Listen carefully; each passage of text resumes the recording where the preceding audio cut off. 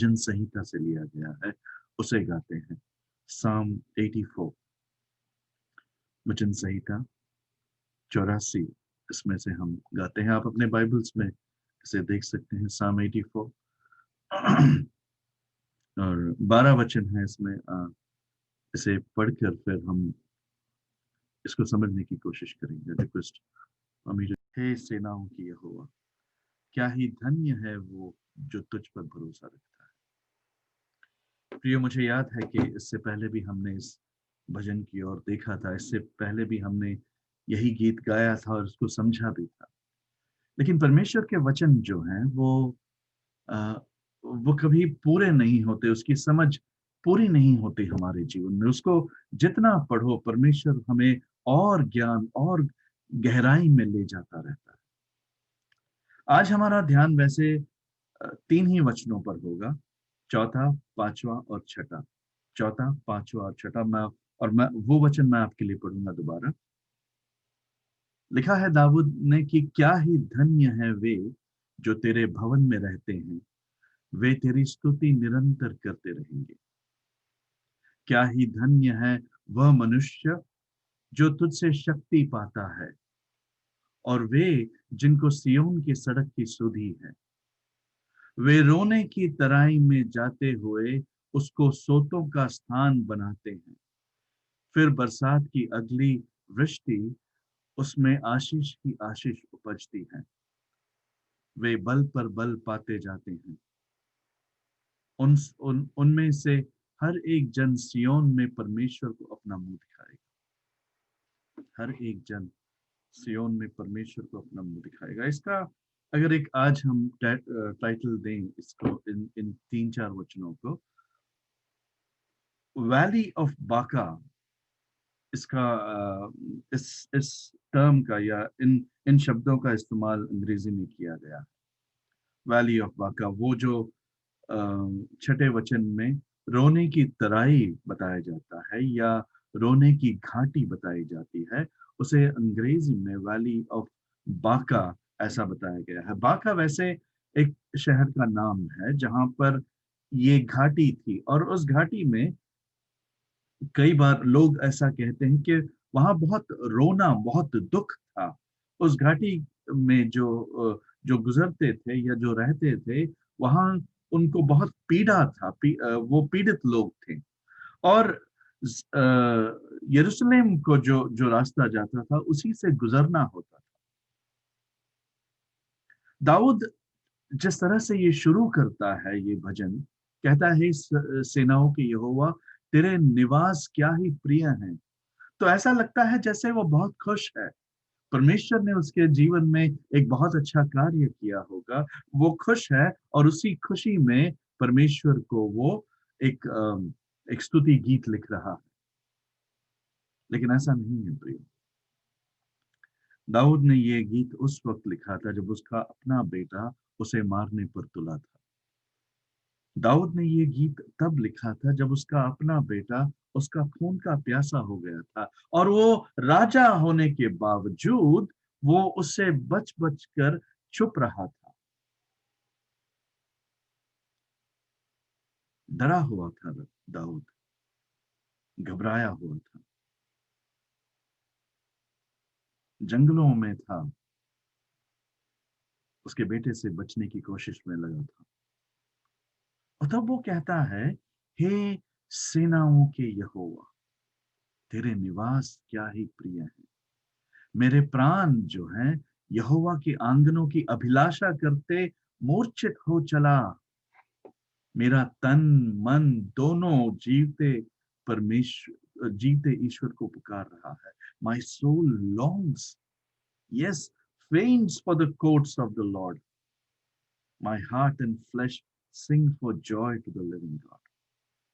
और फिर वो उस उस वो पक्षी उसे याद आती है, वो छोटी सी चिड़िया जो उसके परमेश्वर के मंदिर में अपना घोंसला बनाती थी, वहां वो बच्चे जन्मती थी।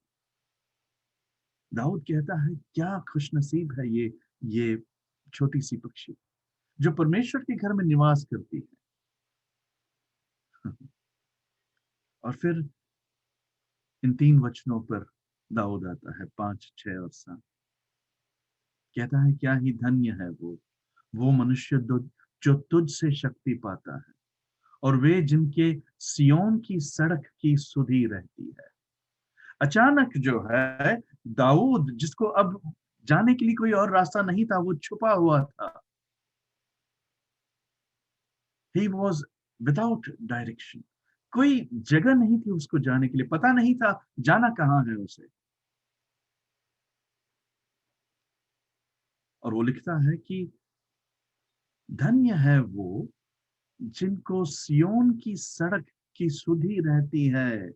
मतलब blessed are those whose strength is in you, in whose heart are the highways to Zion। प्रियो, आज जो है दुनिया को अगर हम गौर से देखें तो साफ नजर आता है कि दो ही प्रकार के लोग हैं। एक वो जो परमेश्वर को जानते हैं, एक वो जो परमेश्वर को नहीं जानते। एक वो जो परमेश्वर की संतान कहलाती है, एक वो जो परमेश्वर के दुश्मन कहलाते हैं। दाऊद कहता है, धन्य है वो जो परमेश्वर से शक्ति पाता है। धन्य है वो जिनको सियोन की सड़क की सुधि है। सियोन की सड़क, द हाईवेज ऑफ जायन, द हाईवेज टू जायन। आज इंसान जो है, सबने अपना रास्ता ढूंढ लिया है खुशी पाने का। दुख जो है हर एक पे आता है। दुख को दूर करने का जो रास्ता है, कईयों ने अलग अलग अपनाए हैं।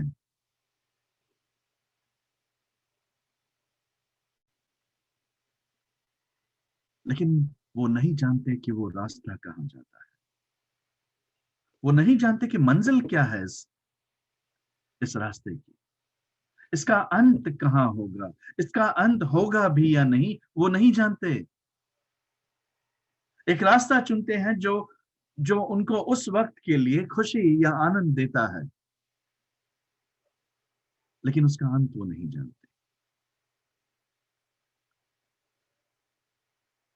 मैं सिर्फ उनकी बात नहीं कर रहा जो शराब पीते हैं या जो ड्रग्स लेते हैं, लेकिन मैं उनकी भी बात कर रहा हूं जो मूर्तियों को पूजते हैं। मैं उनकी बात कर रहा हूं जो जो कला में आनंद पाते हैं, जो गीतों में आनंद पाते हैं। मैं उनकी बात कर रहा हूं जो परिवारों में आनंद पाते हैं, जो अय्याशी में आनंद पाते हैं। उनको ऐसा लगता है कि जो रास्ता उन्होंने चुना है वो सही है, वो आनंद से, वो खुशी से भर रहा है उनके जीवन को। और उनका ऐसा सोचना है कि जब तक जीवन है तब तक ऐसा ही जिएंगे, उसके बाद न किसी को मालूम है, न कोई जानता है।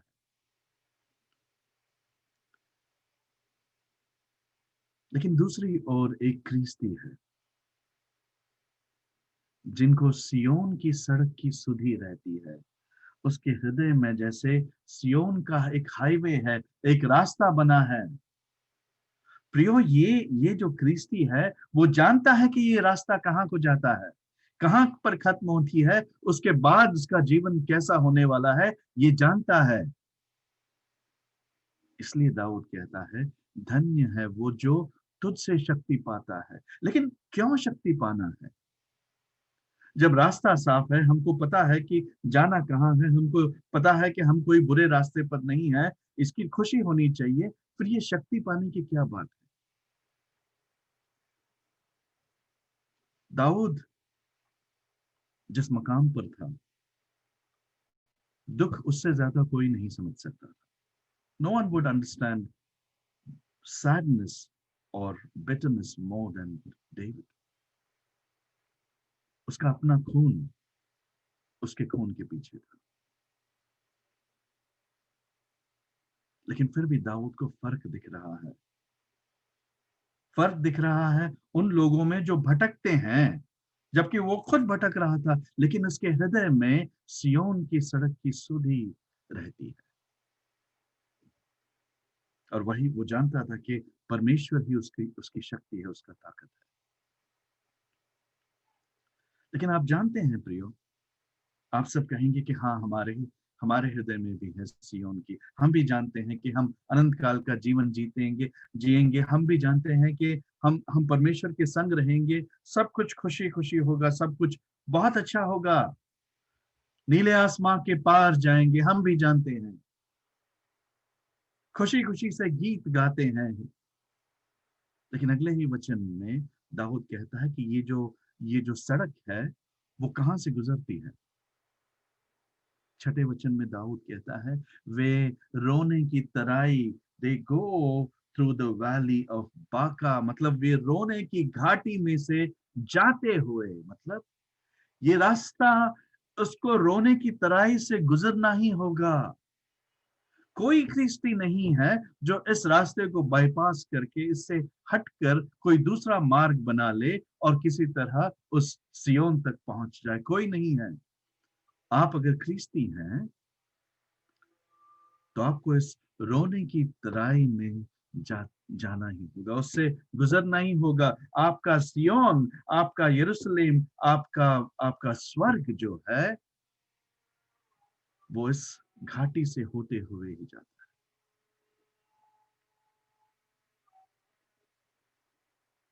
परीक्षा यहाँ पर आती है प्रिय, क्योंकि दाऊद ने कुछ एक ही वचन पहले ये कहा है कि धन्य है वो जो तुझसे शक्ति पाते हैं। हम कहते हैं हाँ, हम परमेश्वर से शक्ति पाए हुए लोग हैं। हमारे हमारे सुधि में सियोन की सड़कें रहती हैं, ये हम मानते हैं। लेकिन परीक्षा तब होती है जब हमें उस रोने की तराई से गुजरना होता है। उस रोने की तराई से हम गुजरते हैं, तब हमारी परीक्षा होती है। तब हमारी प्रतिक्रिया उस तराई को देखकर क्या होती है? ये सच्चाई है कि तुम धन्य हो। क्या तुमने ताकत पाई है? क्या तुमने शक्ति पाई है? क्या तुम्हारे हृदय में सियोन की सड़क की सुधि है भी या नहीं? प्रियो, आज दुखी हर कोई है, लेकिन फर्क नहीं समझते लोग कि ये दुख आया किस वजह से है।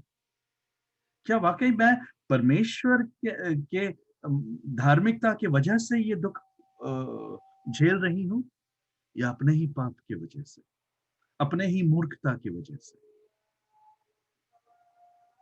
थोड़ा सा दुख हुआ और लोग समझते हैं कि परमेश्वर उन्हें इस घाटी से या इस रोने की तराई से ले जा रहे हैं। नहीं, जांचना है हमें। क्या उस वक्त भी हमारा जो मन है, हमारा जो हृदय है, उस सियोन के ऊपर है? क्या उस वक्त भी हमारा हमारा पूरा ध्यान जो है, क्या उस परमेश्वर के ऊपर है जो हमें उस पार ले जाएगा, या उस दुख पर है, उस तराई में है? A valley of weeping, a valley of Baca, रोने की तराई प्रियो।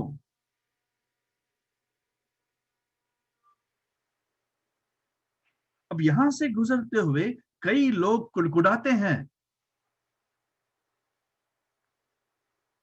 यहां से गुजरते हुए कई लोगों की आशा टूट जाती है। वो कहते हैं अब क्या करें भैया, प्रार्थना ही कर सकते हैं। निराशा ही निराशा नजर आती है उनमें, और कहते हैं आखिर हम इंसान हैं, क्या कर सकते हैं हम। उन्हें अपने निराशा पर जरा थोड़ा सा भी दुख नहीं होता। वो ये नहीं कहते कि धन्य है वो लोग जो परमेश्वर से ताकत पाते हैं। तो क्या हम धन्य नहीं हैं? हमारी ताकत, हम इतने कमजोर क्यों हैं? रोने की तराई में जाते हुए ये ख्रिस्ती जो है, दाऊद जो है, कहता है कि वो उस तराई में सोतों का स्थान बनाते हैं। They make fountains as they go through the valley of Baca. They make it a place of springs. They make it a place of springs. प्रियो, जहां पर तुम्हारा तुम्हारा आनंद खत्म होता है, वहां पर तुम वहां पर तुम्हारी जांच शुरू होनी चाहिए। दुख और आनंद, दुख और और कठिनाई, ये दोनों अलग हैं। जरूरी नहीं कि कठिनाई हो तो तुम्हें दुख होनी चाहिए, और जरूरी नहीं कि तुम दुखी हो मतलब तुम्हारे ऊपर कोई कठिनाई आई है। एक ख्रिस्ती अगर जुदा है इस दुनिया से, तो वो सिर्फ उसकी प्रतिक्रिया की वजह से है। वो रोने की तराई में जाते हुए, गुजरते हुए, वो रुकता नहीं है, वहां पर बैठ नहीं जाता। रोने की तराई में जाते हुए उसको सोतों का स्थान बना देता है। ओ beautiful it is that he makes it a place of springs. वो उसको सोतों का स्थान बनाता है। वहां पर भी परमेश्वर से वो आनंद से उसकी स्तुति आराधना करता है, आनंद से। सोता मतलब वो जो जहां जमीन से पानी ऐसे खुशी से जैसे ऊपर आती है। क्या तुम्हारे हृदय में इस सोते का अनुभव तुम्हें होता है जब उस रोने की तराई से गुजरते हो तुम? या दुख तुम पर इतना है कि तुम वहीं पर बैठ जाते हो, चलने की ताकत नहीं है तुम्हें? क्योंकि अगर इसका ये मतलब हुआ कि तुम नहीं चल पा रहे हो, दुख तुम पर हावी हो गया है, तुम खुशी खुशी परमेश्वर में नहीं मना पा रहे हो, मतलब ये कि तुम्हारे हृदय में सियोन की सड़क की सुधि है नहीं, तुम अंत नहीं जानते, तुम अंत नहीं जानते प्रियो।